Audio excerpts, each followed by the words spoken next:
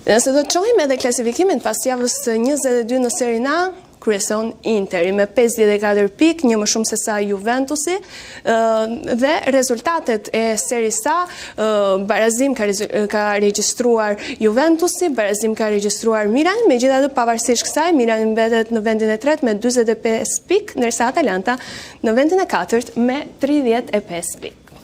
Do të shkojmë tani tek kampionati italian, aty ku Girona vijon ëndrrën e bukur në La Liga. Surpriza këtij edicioni mundi minimalisht Celta Vigo dhe vijon tjetër që në marshimin si kryesuese në Spanjë, pavarësisht tentativave të shumta, ka meftuar një gol i Porto në minutën e 20 që skuadra të siguronte 3 pikë. Aktualisht Girona është në vendin e parë me 55 pikë, një më shumë se sa Reali, por madrilenët kanë një ndeshje më pak.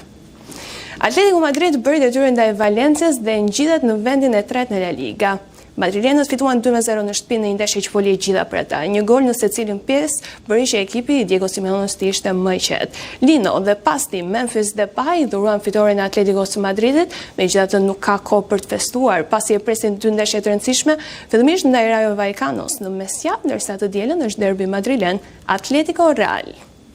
Dhe nëse do të shohim edhe një tabel me rezultatet e javës së La Ligës, surprizisht e Barcelona që u mund 5-3 nga Villarreal. Mallorca u mund minimalisht nga Real Betis, minuta në këtë takim pati edhe për shqiptarin Vedat Muriqi, por sulmuesi nuk mundi që të lë gjurmë, ndërsa Real Madrid bëri detyrën duke fituar 2-1 ndaj Las Palmas.